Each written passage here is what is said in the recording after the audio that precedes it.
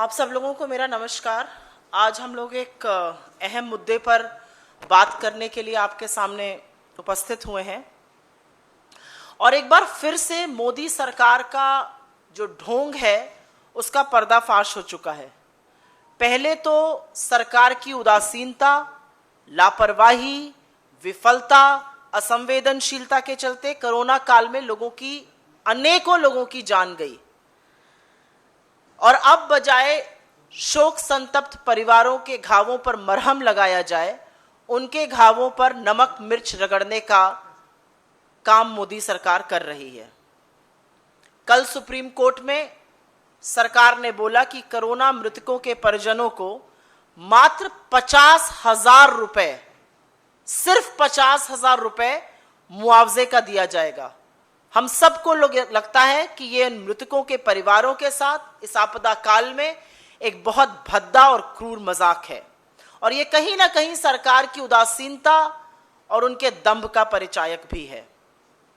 एक और बात, और हम इसके साथ आपको एफिडेविट भी देंगे, आप में से बहुत लोगों ने देखा होगा इसको, जो हलफनामा, जो शपथ पत्र पहले दाखिल हुआ था और जो कल दाखिल हुआ है, उसमें भी जबरदस्त विरोधाभास है सरकार का। पर एक चीज दोनों में कॉमन है कि मदद का आशय शुरू से नहीं था। पर इससे पहले कि हम आगे बढ़ें, कांग्रेस अध्यक्ष श्रीमती सोनिया गांधी जी ने, हमारे नेता राहुल गांधी जी ने, हमारे और तमाम शीर्ष नेतृत्व ने लगातार उचित मुआवजे की मांग करी है और इस मंच से कांग्रेस पार्टी हर मृतक के परिवार के लिए 5 लाख रुपए मुआवजे की मांग करती है। और यह मुश्किल नहीं है, ये कोई बहुत बड़ी बात नहीं है, ये बिल्कुल मुश्किल नहीं है। हम सरकार में नहीं है, फिर भी हम एक छोटा सा आंकड़ा आपको बता देते हैं। 4 लाख करोड़ रुपए सरकार ने पिछले साल कमाए थे मात्र फ्यूल एक्साइज पर, ईंधन की एक्साइज ड्यूटी पर 4 लाख करोड़ रुपए कमाए थे। अगर हम 5 लाख रुपए देते हैं 4.5 लाख परिवारों को, तो वो मात्र 22,000 करोड़ रुपए है, जो कि कुल जमा राशि का सिर्फ और सिर्फ 5.5% है। अगर आप 5 लाख रुपए भी देते हैं मृतक के परिवारों को, तो वो कुल जमा राशि का, जो आपने सिर्फ ईंधन से कमाई है, लोगों की कमर तोड़ के कमाई है, उसका मात्र 5.5% है। तो ये किया जा सकता है और ये किया इसलिए जाना चाहिए क्योंकि करोड़ों लोगों के रोजगार नष्ट हो गए। अगस्त तक में 15 लाख नौकरियां गई, जुलाई में 32 लाख गई, अप्रैल और मई में 2 करोड़ 27 लाख गई। अनुमानित आंकड़े नौकरी नष्ट होने के 14 करोड़ तक हैं। लोगों का वेतन कट गया। भविष्य निधि जो ईपीएफ होती है, वहां से 66,000 करोड़ रुपए लोगों ने विड्रॉ किए और ऐसे टाइम में जरूरत है, क्योंकि बहुत बच्चे यतीम हो गए, परिवार के जो मेन ब्रेड विनर्स थे, जो मुख्य कमाने वाले थे, वो चले गए और ऐसे में 50,000 रुपए देना, ये ना देते वो बेटर था। लेकिन ये भद्दा मजाक जो हो रहा है, ये बहुत गलत है। लेकिन कुछ बातें हम बिंदुवार तरीके से आपके सामने रखना चाहते हैं कि सरकार का क्या रुख रहा, क्योंकि सर्वप्रथम ये ज्ञात रहे कि सरकार ने सुप्रीम कोर्ट में सबसे पहले आपदा प्रबंधन अधिनियम, डिजास्टर मैनेजमेंट एक्ट 2005 के तहत कोविड महामारी तो आपदा है ही नहीं, सबसे पहले यह कहा था। पहली बात सरकार ने कहनी चाहिए कि कोविड तो आपदा ही नहीं है सुप्रीम कोर्ट में। इस कुतर्क को सुप्रीम कोर्ट ने झाड़ा, पूरी तरह से खारिज किया और अपने इस ऑर्डर 30 जून 2021 में इस कुतर्क को खारिज किया गया कि कोरोना आपदा नहीं है।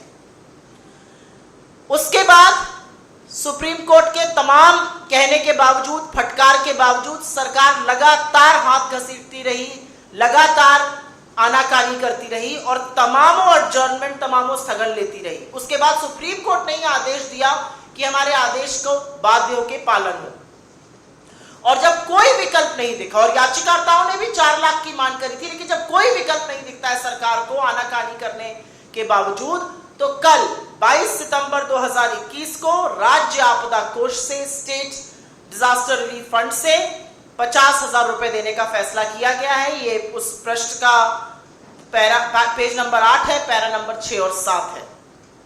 यहां यह बताना अनिवार्य है और यह जरूरी है कि आपदा में क्या रूल होता है। सरकारें नियम और कानून से चलती है, तो नियम और कानून क्या है, यह भी यहां पर साफ कर देना जरूरी है।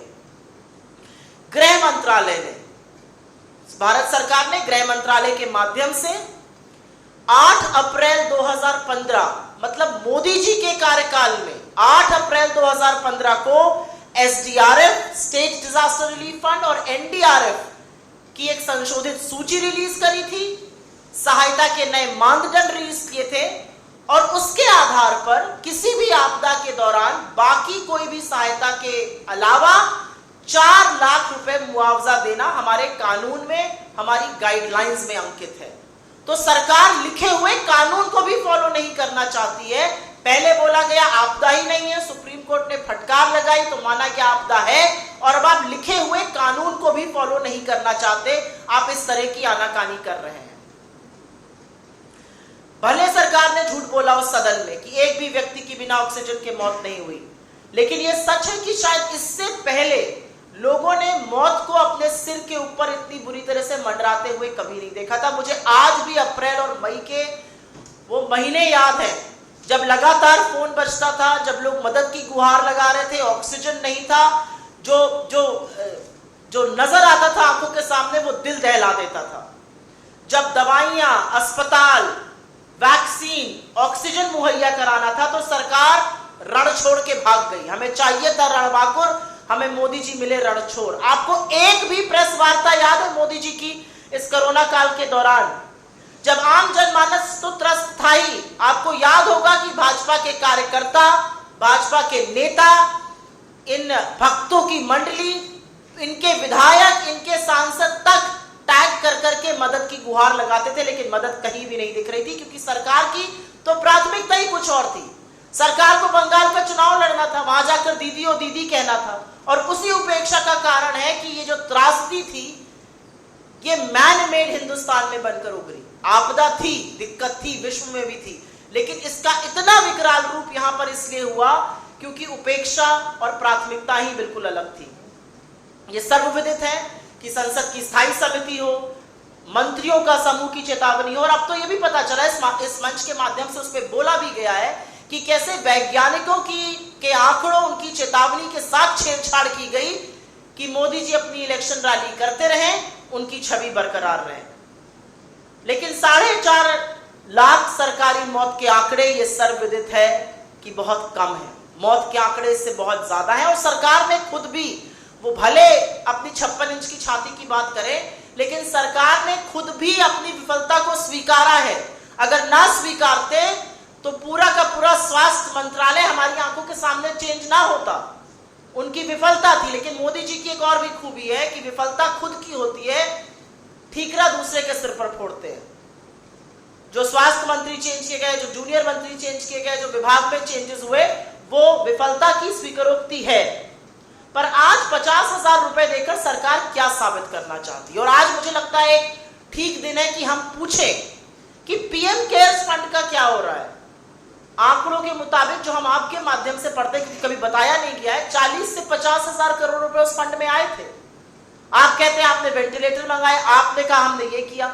ये पैसा प्रधानमंत्री पद की सील पर कलेक्ट किया गया है, सरकारी संगठन, सरकारी नुमाइंदों के द्वारा कलेक्ट किया गया है। इसमें जनता ने अपना पैसा डाला है। इस पर इतनी ओपेसिटी, इतना बड़ा ये गुप्त गोपनीय सीक्रेट क्यों है? क्यों आप देश के लोगों को नहीं बताते? क्यों वहां से आप पैसा और ट्रांसफर नहीं करते हैं कि पैसा ट्रांसफर हो? हमारी 3 मांगे हैं और मैं उस 3 मांगों को जरूर दोहराऊंगी। हम फिर से कहते हैं कि हर मृतक के परिवार को 5 लाख रुपए मुआवजा दिया जाए। मौत के आंकड़ों को छुपाने का जो भद्दा प्रयास किया जा रहा है वो तुरंत बंद किया जाए। हर राज्य में पुनः कोरोना काल से होने वाली मौतों का सर्वे हो और मुआवजे का जो दावा होता है, जो क्लेम होता है, उसको फिर से एक्सेप्ट किया जाए। I will very briefly repeat some parts in English. The double-speak and hypocrisy of the Modi government is out for everybody to see.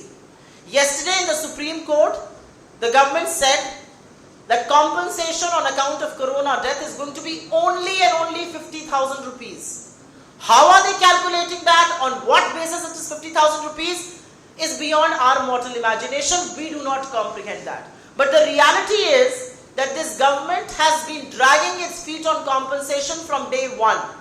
And before I move any further, I want to assert the demand of the Congress party The Congress President, our leader Rahul Gandhi ji, have consistently said there needs to be proper, adequate compensation for corona deaths. Today, from this platform, we demand a compensation of 5 lakh for every life lost during corona, because corona in India was a man-made crisis. Instead of providing for oxygen and cylinders and beds and vaccines and medicines, this government was too busy electioneering. But what did this government tell the Supreme Court? First of all, this government went and told the court that under the National Disaster Management Rules 2005, corona is not a disaster. The Supreme Court told them off, and in fact in its order of 30th June 2021, completely negated what this government had said. The government kept taking adjournments, kept dragging its feet.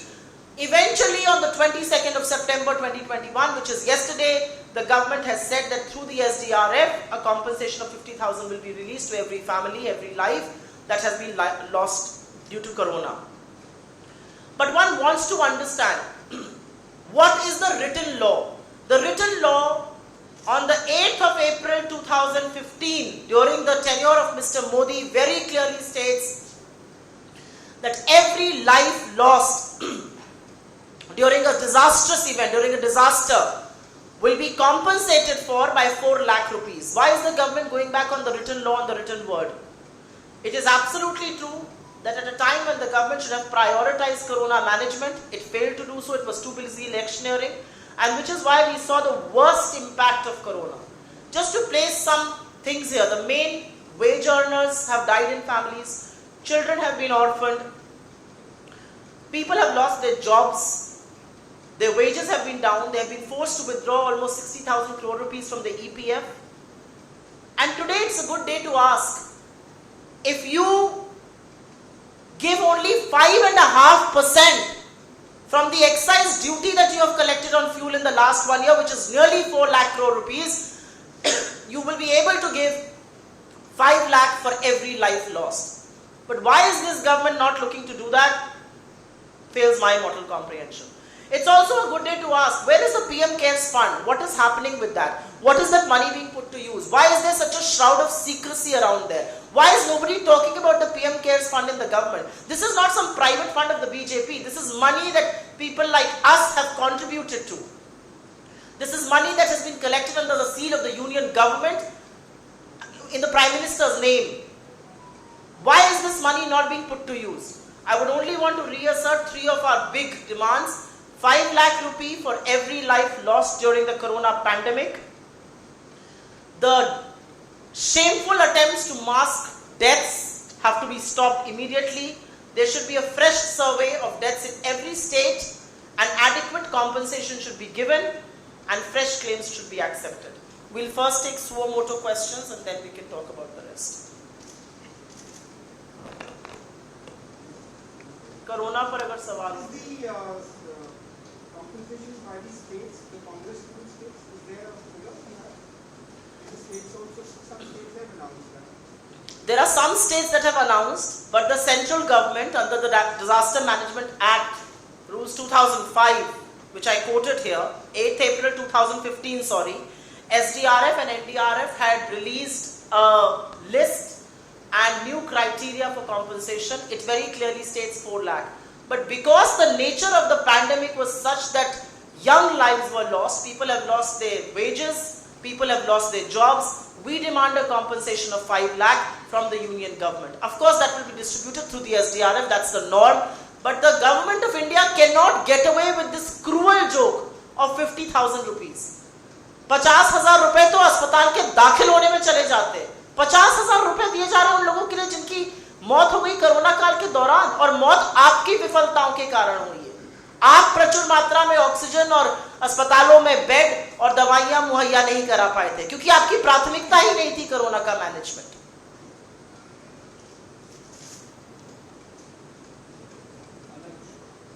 Corona पे पूछिए. Corona,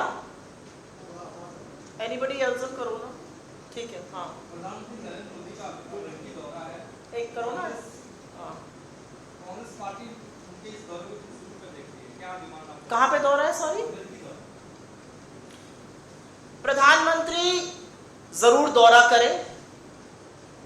प्रधानमंत्री जब जाते हैं तो भाजपा के ही प्रधानमंत्री नहीं है, वो देश के प्रधानमंत्री हैं। उनको देश का सर ऊंचा करना चाहिए, उनको भारत के हितों की, हमारे सामरिक हितों की बातें करनी चाहिए। मोदी जी ने लेकिन फॉरेन पॉलिसी को, विदेश नीति को एक कैमरा अपॉर्चुनिटी बनाकर छोड़ दिया है। लेकिन विदेश नीति सिर्फ गले लगना नहीं होता है। कूटनीति या विदेश नीति भारत के हितों को कैसे सर्वोपरि रखा जाए, उसका लब्बो लबाब यही है। लेकिन चाहे वो अफगानिस्तान हो, चाहे वो रशिया हो, चाइना तो सबको पता ही है, चाहे वो अमेरिका हो, हमारे हितों को सर्वोपरि रखकर आज बात नहीं हो रही है।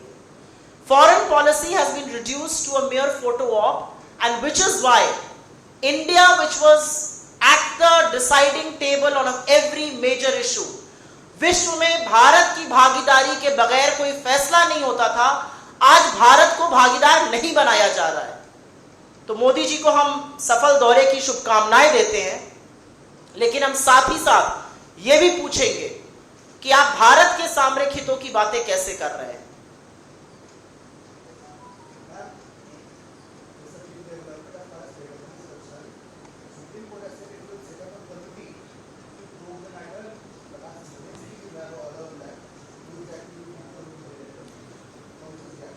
As far as the Supreme Court is concerned, I would want to react to it solely based on what I have read in media reports, watched on television channels, on the basis of the questions, on the facts that you are stating here. What happened with the Pegasus snooping scandal was the greatest threat to national security. A probe into this will ensure that national security is never compromised. Please understand, who were the people snooped upon? It wasn't just political opponents. There were people in constitutional positions. There were people associated with the Chief Justice of India. There were people associated with the Election Commission in an election year. These are very, very serious allegations. The reality is that snooping was done on people who were in elected positions of power, which also compromises the Official Secrets Act. And there was never a bigger compromise with national security than Pegasus. On Pegasus, we will only say there has to be a full-fledged, absolutely full-fledged probe by the Supreme Court of India under its custody. The entire probe has to be, because anything less than that is not going to be satisfactory as far as national security is concerned. I also want to say here, the issue that you are raising about subcommittee, I welcome it, but it has to be a part of a larger probe, and I hope it will be. आपने जो supreme court पर मुझसे सवाल पूछा है, उस पर मेरा जो रिएक्शन है वो मीडिया की जो रिपोर्टें हैं उसको देखकर टीवी चैनल पर और आपके माध्यम से जो मैं सुन रही हूं उसी पर है। सुप्रीम कोर्ट ने, सर्वोच्च न्यायालय ने एक कुछ टेक्निकल कमेटी की बात करी है। मैं उस पर बोलने से पहले ये जरूर बोलना चाहती हूं कि पेगासस मामले में जो जासूसी करी गई थी वो कहीं ना कहीं राष्ट्रीय सुरक्षा के साथ सबसे बड़ा उल्लंघन था। आपने सिर्फ राजनीतिक प्रतिद्वंदियों की ही नहीं, आपने संवैधानिक पद पर बैठे हुए लोगों की जासूसी करी थी। उसमें इलेक्शन कमिश्नर की जासूसी हुई थी तथाकथित तौर पर, उसमें सर्वोच्च न्यायालय के चीफ जस्टिस ऑफ इंडिया से एसोसिएटेड महिला की जासूसी हुई थी, उसमें चुने हुए लोगों की जासूसी हुई थी, जो तो ऑफिशियल सीक्रेट्स एक्ट का उल्लंघन है, और ये सारा डेटा एक विदेशी जगह, विदेशी कंपनी, विदेशी गवर्नमेंट के हाथ में था। तो इससे बड़ा राष्ट्रीय सुरक्षा के साथ खिलवाड़ दूसरा कोई नहीं है, महिला अस्मिता के साथ इससे बड़ा खिलवाड़ कोई नहीं है, क्योंकि पेगासस एक मिलिट्री ग्रेड स्पाईवेयर है। जब आपके वो फोन में आ जाता है तो वो आपके फोटो, आपकी पूरी डिजिटल फुटप्रिंट पर कब्जा कर लेता है। तो मेरा अपना मानना है कि सुप्रीम कोर्ट के तत्वावधान में पूरी तरह से इस पर एक जबरदस्त तरीके से जांच होनी चाहिए, और ये टेक्निकल कमेटी उसका एक हिस्सा जरूर हो सकता है। ये अच्छी बात है, लेकिन एक विस्तृत जानकारी, एक विस्तृत जांच होकर देश के सामने सच और तथ्य आने चाहिए।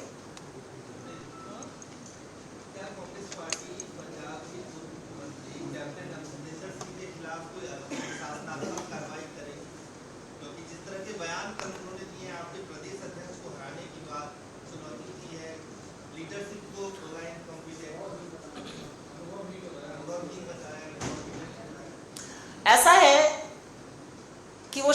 नेताजी की उम्र के होंगे?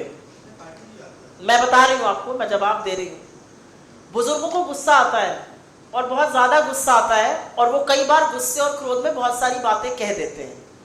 मुझे लगता है कि उनके गुस्से का, उनके उम्र का, उनके तजुर्बे का हम सम्मान करते हैं और वो जरूर इस पर पुनर्विचार करेंगे। लेकिन राजनीति में गुस्सा, ईर्ष्या, द्वेष, व्यक्ति विशेष पे टिप्पणी और उनसे बदला लेने की भावना की कोई जगह नहीं है।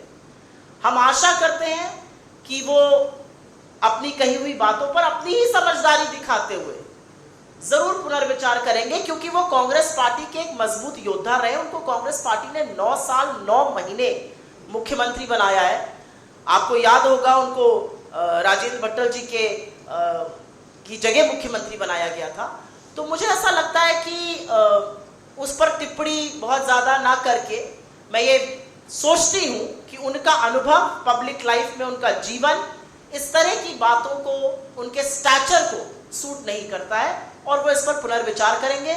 हम उनसे छोटे होने के नाते इसको उनका क्षणिक गुस्सा मानकर जरूर भूलने का प्रयास करेंगे। लेकिन इस तरह की शब्दावली की, द्वेष की, ईर्ष्या की और गुस्से की और बदले की भावना की मुझे नहीं लगता राजनीति में अपने के लिए भी या प्रतिद्वंदी के लिए भी ऐसी कोई जगह है। एनीथिंग? या श्योर।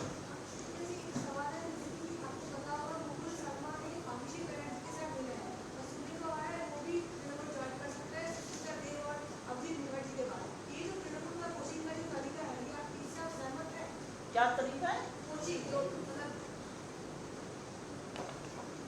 ऐसा है, राजनीति में लोग फैसले लेते हैं, कुछ अपने हितों में लेते हैं, कुछ अपनी कंस्टिट्यूएंसी के हितों में लेते हैं।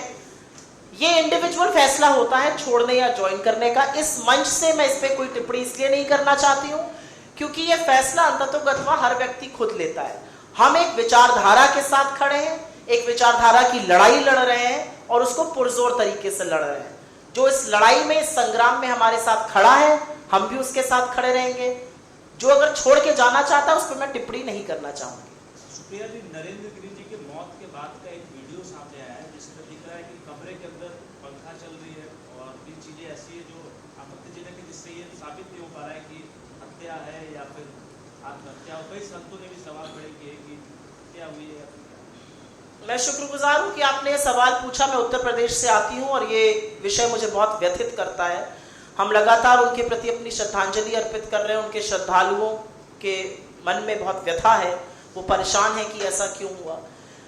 दिक्कत तलब बात यह है कि उत्तर प्रदेश में ना महिलाएं सुरक्षित है, ना संत समाज सुरक्षित है।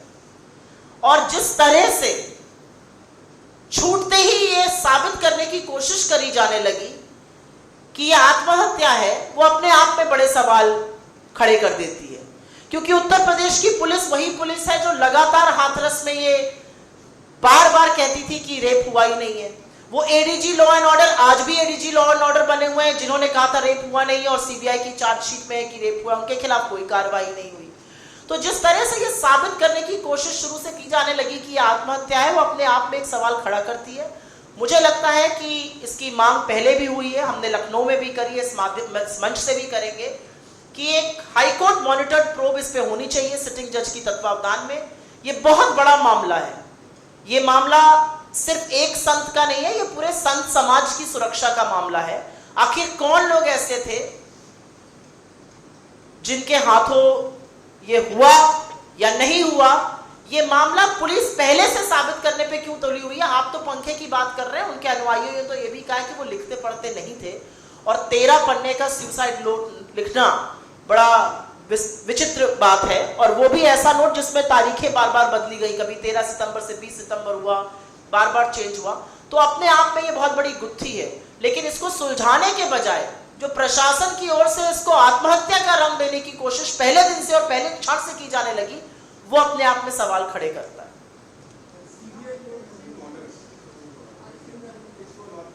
What has been ordered, sorry? CBI probe has been ordered. I am glad a CBI probe has been ordered, but the CBI has reduced itself to a mere frontal of the BJP. It goes to election going states, it lands at the doorstep of opponents, it lands at the doorstep of governments which the BJP wants to manipulate and compromise. So the problem with the CBI is it has lost all its credibility. The problem in UP is that the UP police has no idea about what the rules are, and Hathras has proven that, and which is why we believe there should be a judicial probe into this. नमस्कार, मैं हूं मानक गुप्ता। अगर आपको हमारा ये video पसंद आया हो तो इसे लाइक और शेयर जरूर करें, और हां, हमें सब्सक्राइब और फॉलो करना ना भूलें ताकि आप देश और दुनिया की कोई खबर मिस ना करें। तो जुड़े रहिए हमारे साथ और देखते रहिए न्यूज़ 24।